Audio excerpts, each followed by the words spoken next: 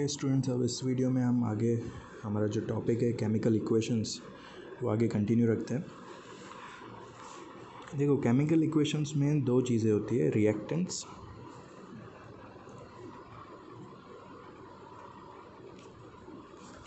And products.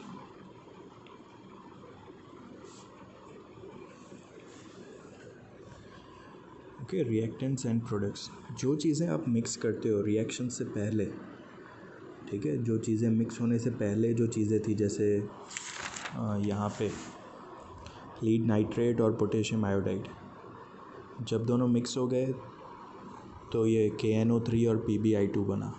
लेकिन mix होने से पहले ये जो दो चीज़ें हैं इनको हम रिएक्टेंट्स कहेंगे, ठीक है।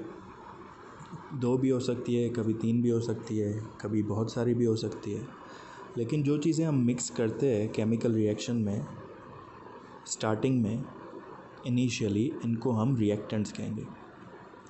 और इनको मिक्स करने के लिए हम क्या साइन शो करते हैं, प्लस की। अगर आप प्लस दिखाते हो मतलब आपने इन दोनों रिएक्टेंट्स को एक दूसरे में मिक्स किया है। जब ये रिएक्टेंट्स एक दूसरे में मिक्स होते हैं तो एक केमिकल रिएक्शन कंप्लीट होने के बाद आपको प्रोडक्ट मिलता है, ठीक है। सो इस एरो के लेफ़्ट साइड पे जो चीज़ें आपने लिखी है वो सब रिएक्टेंट्स हैं। एरो के राइट साइड पे जो चीज़ें लिखी है वो प्रोडक्ट्स हैं। रिएक्टेंट्स हमेशा लेफ़्ट हैंड साइड पे रहते हैं, प्रोडक्ट हमेशा राइट हैंड साइड पे रहते हैं। ओके, तो आई होप ये दोनों चीज़ें आपको रिएक्टेंट्स एंड प्रोडक्ट्स जो है वो समझ में आ गई होंगी। फॉर एग्ज़ाम्पल, जब हम ऐसा लिखते हैं मैग्नीशियम प्लस ऑक्सीजन और हीट करते हैं इसको, ये हीट का सिंबल है। मैग्नीशियम प्लस ऑक्सीजन जब एक दूसरे से रिएक्ट करते हैं तो बन जाता है मैग्नीशियम ऑक्साइड, ठीक है। तो ये आपने रिएक्शन लिखी जिसमें ये magnesium and oxygen are reactants और magnesium oxide is a product. Okay, अब आगे क्वेश्चन है कि क्या कोई और तरीका है केमिकल इक्वेशन लिखने का। तो यस, हम जो केमिकल इक्वेशंस लिखते हैं वो सिंबल्स में लिखते हैं, जिससे उन इक्वेशंस को लर्न करना और याद रखना जो है वो बहुत इजी हो जाता है, समझना भी बहुत इजी हो जाता है। तो मैग्नीशियम का सिंबल होगा Mg। ऑक्सीजन गैस है तो उसका सिंबल है O2। ये दोनों रिएक्ट करते हैं तो बन जाता है मैग्नीशियम ऑक्साइड यानी MgO। ओके, तो इस तरीके से हम सिंबल्स का यूज़ करके भी केमिकल इक्वेशन लिखते हैं, जो ज़्यादा इजी होता है, समझने में भी ज़्यादा इजी होता है और लर्न करने में भी ज़्यादा इजी होता है। ओके, अब नेक्स्ट टॉपिक है बैलेंस्ड केमिकल इक्वेशन। क्या है balanced chemical equation?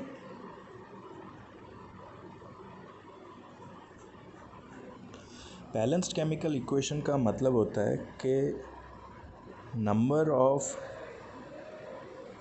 Atoms on left hand side, जितने भी एटम्स हैं या जितने भी एलिमेंट्स हैं, एटम्स लिखो या एलिमेंट्स लिखो, on left hand side should be equal to number of atoms और एलिमेंट्स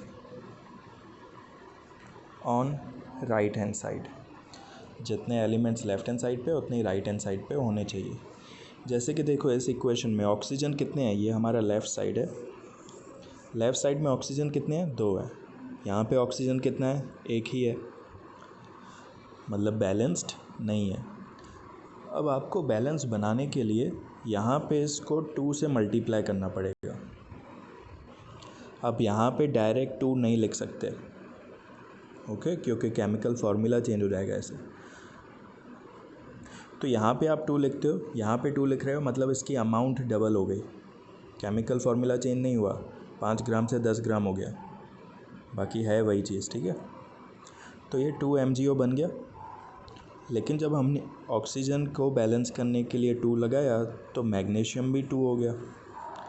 तो अब इसको बैलेंस करने के लिए मैग्नीशियम के आगे 2 लगा देंगे, ठीक है। तो अब देखो बैलेंस हो गई, 2 मैग्नीशियम है तो 2 मैग्नीशियम है, 2 ऑक्सीजन है तो 2 ऑक्सीजन है। जो ये 2 लगाया है आपने आगे, ये मैग्नीशियम के लिए भी है, ऑक्सीजन के लिए भी है। ओके, सो इस तरीके से हम केमिकल इक्वेशन को बैलेंस करते हैं। चलो ऐसे ही एक और इक्वेशन आपको बुक में जो दी है, Zn plus H2SO4 gives ZnSO4 plus H2। इसको हम बोलते हैं जिंक। H2SO4 यानी सल्फ्यूरिक एसिड, ये नाम आपको याद करते जाने। ZnSO4 यानी जिंक सल्फेट, और H2 यानी हाइड्रोजन गैस।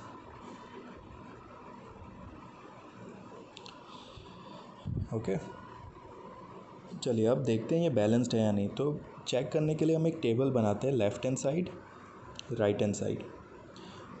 कौन से एलिमेंट है वो लिख लेते हैं। देखो, पहला है जिंक है हमारे पास, हाइड्रोजन है, सल्फ़र है, ऑक्सीजन है। चलो लेफ़्ट हैंड साइड में जिंक कितना है, एक ही है। हाइड्रोजन 2 है। सल्फ़र के आगे नीचे कुछ नंबर लिखा है, नहीं लिखा है, मतलब एक ही है। ऑक्सीजन के नीचे क्या नंबर लिखा है, 4, यानी 4 ऑक्सीजन है। चलो राइट हैंड साइड में देखते हैं, जिंक एक ही है, सल्फ़र एक ही है, सल्फ़र एक, हाइड्रोजन 2 है, ऑक्सीजन 4 है। ओके, तो ये बैलेंस्ड है, zinc 1 hydrogen 2 sulphur 1 oxygen 4 so this reaction is balanced. Left hand side और राइट हैंड साइड पे सारे नंबर ऑफ एलिमेंट्स सेम है। Okay, so this reaction is balanced. अब एक और एग्जांपल आपको देखो ऊपर पीडीएफ में दिया हुआ है, Fe प्लस H2O, नोटबुक में भी लिख देते हैं। Fe plus H2O gives Fe3O4 plus H2। चलो वैसे ही टेबल बनाते हैं। क्या क्या है हमारे पास, Fe यानी आयरन है, वाटर है, आयरन ऑक्साइड है,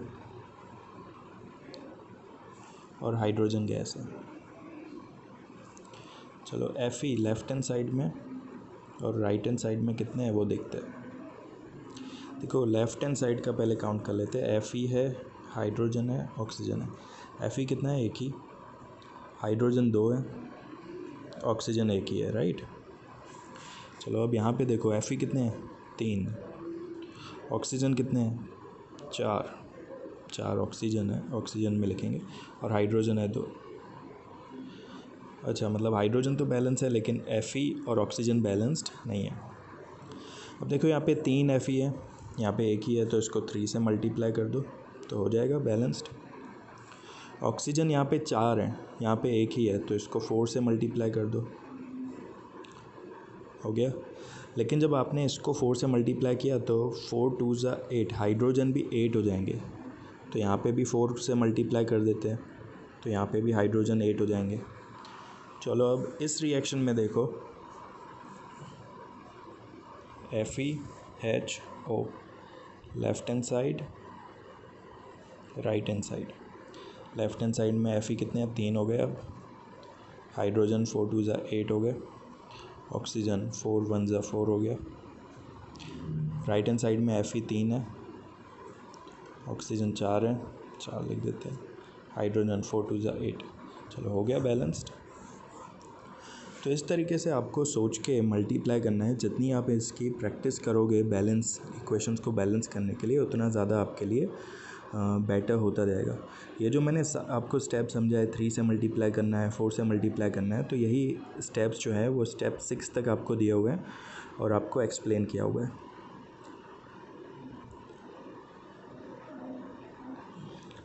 ठीक है, वैसे ही कुछ और इक्वेशंस, बैलेंस्ड इक्वेशन दी है कि जब कार्बन मोनोऑक्साइड हाइड्रोजन से, ऊपर पीडीएफ में देखिएगा, चलो नोटबुक में भी लिख ही देते हैं। कार्बन मोनोऑक्साइड जब हाइड्रोजन से रिएक्ट करता है तो मीथेनॉल बनाता है, CH3OH। इसमें 340 एटमॉस्फेरिक प्रेशर रखना पड़ता है। तो कभी कभी रिएक्शंस में आपको क्या करना है कि फ़िज़िकल स्टेट भी बतानी पड़ती है कि ये रिएक्शन, जैसे आयरन कौन सी स्टेट में होता है, सॉलिड स्टेट में। वाटर गैसियस स्टेट में हम रिएक्ट करते हैं, देखो ऊपर लिखा है गैसियस, यानी वाटर वेपर को हम रिएक्ट करवाते हैं आयरन के साथ, तो आयरन ऑक्साइड बनता है, ये सॉलिड स्टेट में होता है, और हाइड्रोजन जो है वो गैसियस फॉर्म में मिलता है। ओके, तो कई बार हमें ये फ़िज़िकल स्टेट्स लिखनी होती है, और कई बार रिएक्शंस में हमें उनकी कंडीशन, रिएक्शन की कंडीशन भी बतानी पड़ती है। कौन सी कंडीशन? रिएक्शन की कंडीशंस, कि कौन सी कंडीशंस में आपने रिएक्शन करवाई, किस टेम्परेचर पे रिएक्शन स्टार्ट हुई, क्या प्रेशर पे आपने रिएक्शन स्टार्ट करवाई, तो वो कंडीशंस आपको लिखनी पड़ती है। जैसे 6CO2 + 12H2O, ये फोटोसिंथेसिस है। कार्बन डाइऑक्साइड और वाटर का यूज़ होता है सनलाइट और क्लोरोफिल की प्रेजेंस में, तो ये कंडीशन है ना। सनलाइट के बिना फोटोसिंथेसिस हो नहीं सकती। तो कार्बन डाइऑक्साइड और वाटर रिएक्ट करते हैं सनलाइट और क्लोरोफिल की प्रेजेंस में, तो बनता है C6H12O6 यानी ग्लूकोज, प्लस 6O2 यानी ऑक्सीजन बनता है, एंड 6H2O यानी वाटर बनता है। वाटर लिक्विड स्टेट में, ऑक्सीजन ये एक्वस यानी पानी में ही डिज़ोल्व होता है, और ये भी एक्वस यानी वाटर में ही डिज़ोल्व होता है ग्लूकोज भी। ओके, सो ये आपकी केमिकल रिएक्शंस कैसे लिखी जाती है वो बताया, कैसे बैलेंस की जाती है। बैलेंस करने के साथ साथ कई बार हमें उनकी फ़िज़िकल स्टेट भी बतानी पड़ती है, जैसे कार्बन मोनोऑक्साइड गैसीय स्टेट है, हाइड्रोजन गैसीय स्टेट है, और जो मिथेनॉल बनता है वो लिक्विड स्टेट है।